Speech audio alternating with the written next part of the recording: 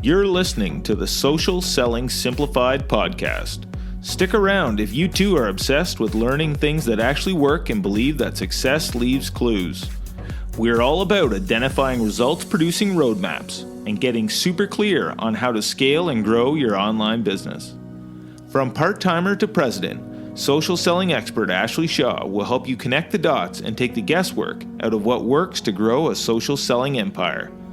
It's time to hear from social selling legends, listen in on truthful conversations, and learn the best tips and tricks to reduce the marketing overwhelm so you can build the social selling business of your dreams. If you're ready to go all in, no holding back, and build the business you've always wanted, you're in the right place. Here's your host, educator, social selling guru, and fitness industry OG, Ashley Shaw. Welcome to Social Selling Simplified. I'm your host, Ashley Shaw, and today we are going to dive into goal setting. Goal setting is something that I think is often talked about, but there is a ton of fluff in the industry when it comes to how to set goals and how to actually follow through. So today I'm going to give you a behind the scenes look at what I look at when I'm goal setting and how I actually execute on the process. So goals and setting goals that actually work, I think, are two very, very different things. I think that there are three common mistakes that I usually see people make when they're setting goals. And the first one is that they set goals without a time frame. And as I'm sure you guys have all heard before, goal setting without a time frame is setting up yourself to wish for something with no actual actions behind how it's going to happen and when it's going to happen. The second common mistake I see people make is they don't have measurables. They have these perhaps meetings with themselves, meetings with their teams, and they get up from that meeting with no measurable to know if they've been successful or not. So therefore, it becomes very hard when you sit down to reevaluate what's happened, and there is no specific goal to compare to and no measurable to really say, did this was this achieved or was it not? The third common mistake I see made is that they are rarely reviewed. So people will sit down January 1st, say that they're going to make a plan for the year, and then there's no connectivity to their daily habits and their routines, and then it becomes very easy to get lost. And this is a very similar process to anybody that is working in the health and fitness industry as a coach, personal trainer, nutritionist. We need to connect the bigger picture goal to our daily habits. So if someone's trying to lose weight, then we would make that connection to how much they're eating and how they're tracking that, how much water they're drinking. There's all these things that connect to the daily processes to help them actually be successful. So these are typically the mistakes people make. And then what ends up happening is every year they're in that same position again, where they want to set goals, they want to achieve them, but it's like Groundhog Day where they haven't made any progress or much progress.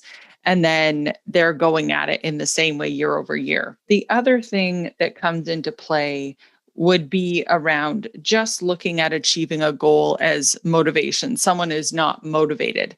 There's an incredible book around this topic. It's called Change Anything, and it's by Vital Smarts. And it's this idea that there's not just one dimension working towards you achieving your goals. There's actually 6 things causing you to either achieve your goal or not. So the first one is, are you actually motivated to do it or not? Well, most people don't lack the want or the drive to achieve a goal. But then the second thing you need to look at is personal ability. Do you actually have the skills to get to where you want to go? So if you want to grow your online business, do you actually have the skill set to get there? Because you'll just be spinning your tires with motivation, but not getting anywhere fast because you don't have the processes and skill set in place.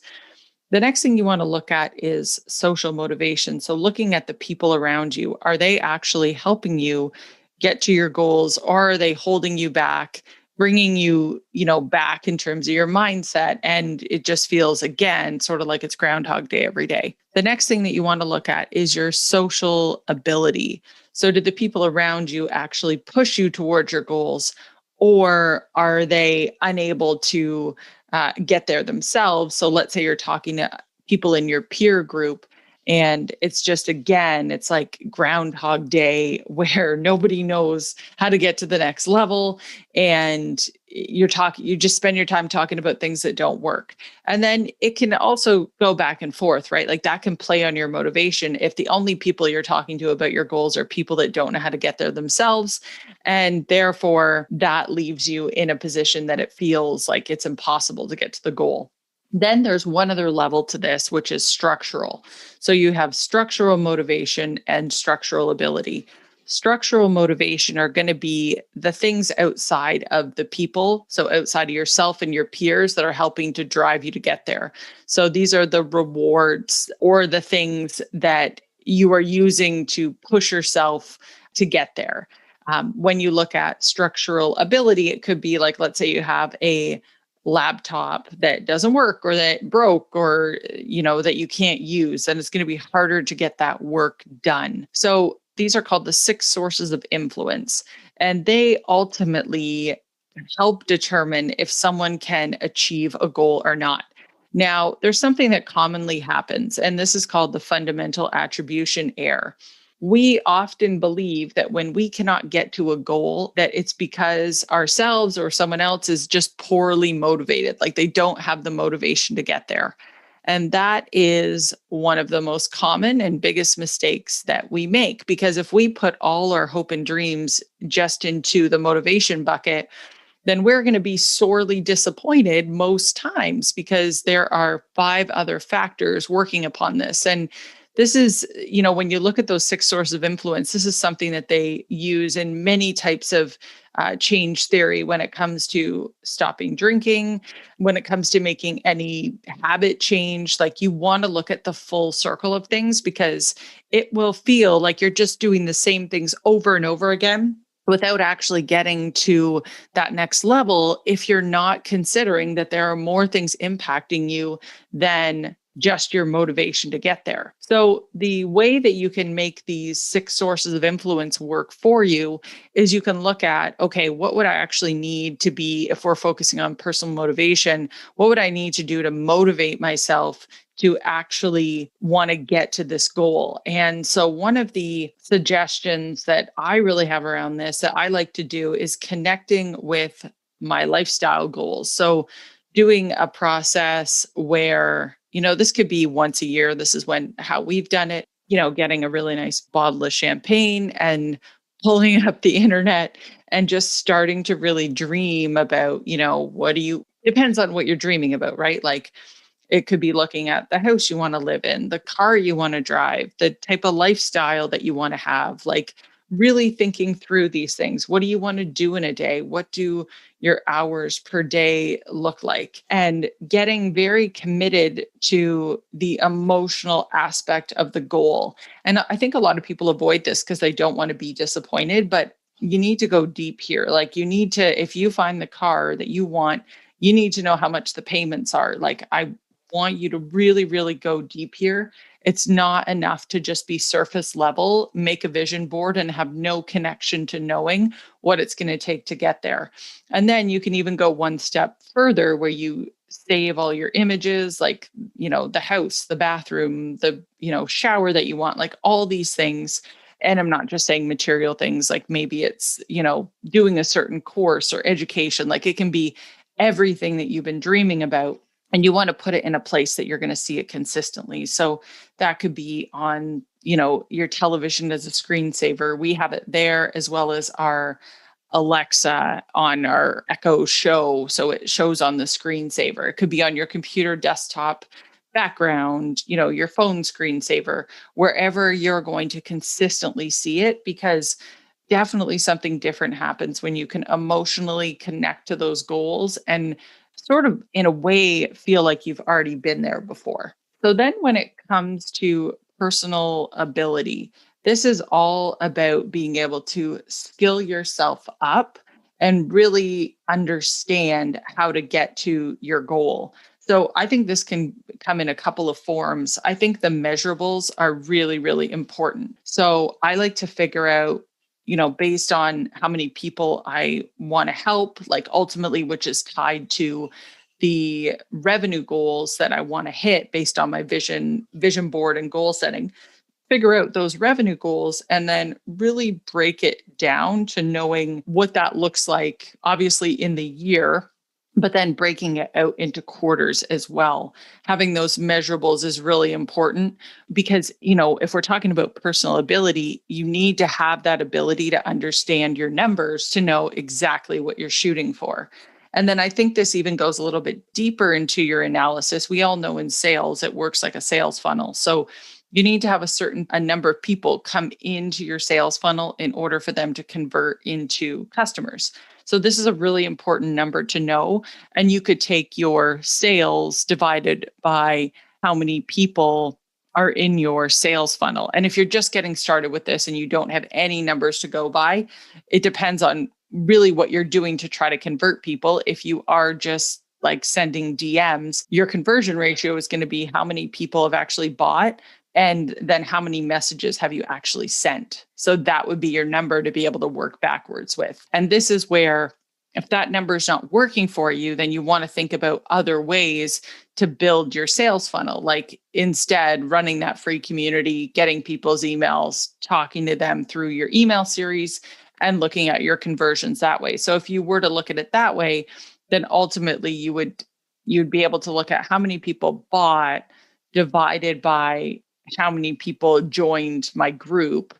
And then you could ultimately see how many people do I need to get into my group to get to my goal. So you're just trying to work it backwards so that you can understand that analysis and those numbers. Then we move into social motivation. So this is where it's so important with who you are actually surrounding yourself with in terms of your goals. Because if you're sharing your goals with people and they are giving you that sort of look like, well, that's not possible. And, just looking at you like you're crazy, it's definitely not going to help push you in the right direction with your goals. So this is about finding a community of people that believe the same things, like want the same things as you. So there's lots of these groups that may exist out there. Like there's groups like, for example, Jenna Kutcher runs a goal digger podcast group on Facebook. So that would be an example where there's going to be other people that are running the same line of thinking and have the same goals. Business Boot Camp is going to be another place.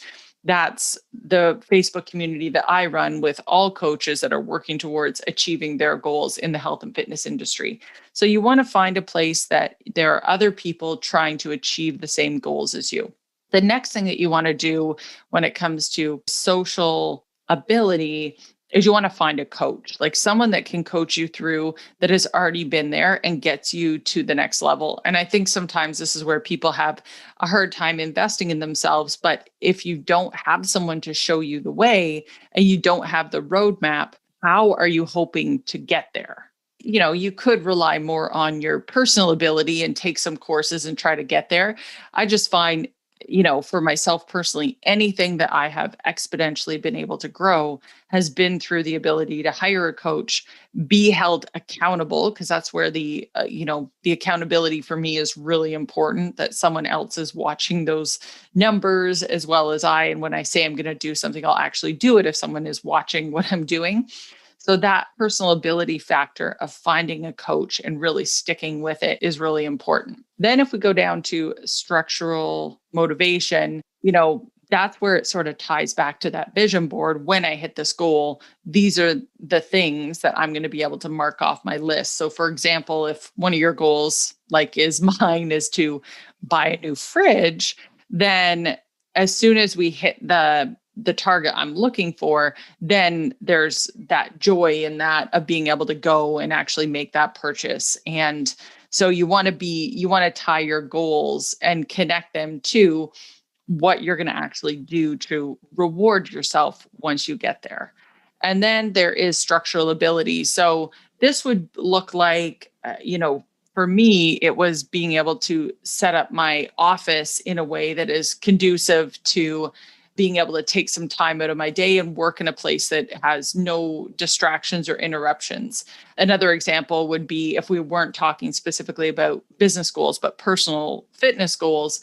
This would be putting my spin bike in a place where I've got lights, I've got music, I've got, an app that I can work out at any point in time. So the interesting thing about these 6 sources of influence is that these run in all areas. So when you're coaching somebody, these are the 6 things that you also want to talk about. When you're looking at your own goals, these are the things that you want to be considering and looking at as well.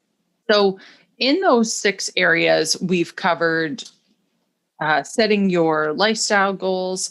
We've talked about really digging in and determining those measurables. We've talked about analyzing your numbers so that you have a really good grasp of that. And just one other comment on that, analyzing your numbers, knowing what it's going to take to get to your goal.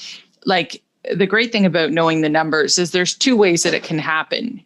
You can increase your quality, meaning that your conversions get better. So your conversations get better, your skills at email marketing get better. All these things get better and better. So you don't need to talk to as many people to get to your goal. Or the other thing that can happen is you add leads to your funnel. So this is where I think a lot of coaches are afraid to maybe spend money when it comes to Facebook ads and getting in front of more people. But there is this like limiting point you get to where there's only so much traffic you're going to get organically that it's time to like boss up and move to that next level.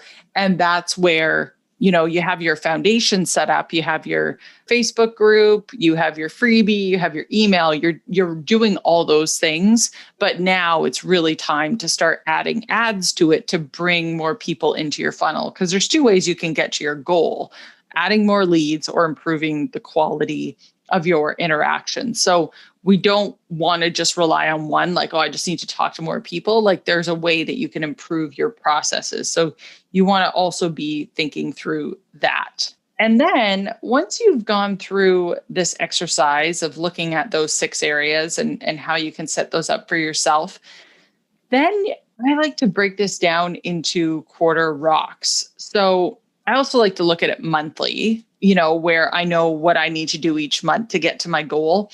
But sometimes when you have, we don't just have revenue goals in our business, right? Like, a revenue goal is almost the after effect of how you're running your business. So for example, let's say you really knew that in order to generate more sales, you needed to get your email list up and running. So how you would break this down is like, you may have a revenue goal, but then what are you actually going to do to get to that revenue goal? So there still have to be process goals underneath that.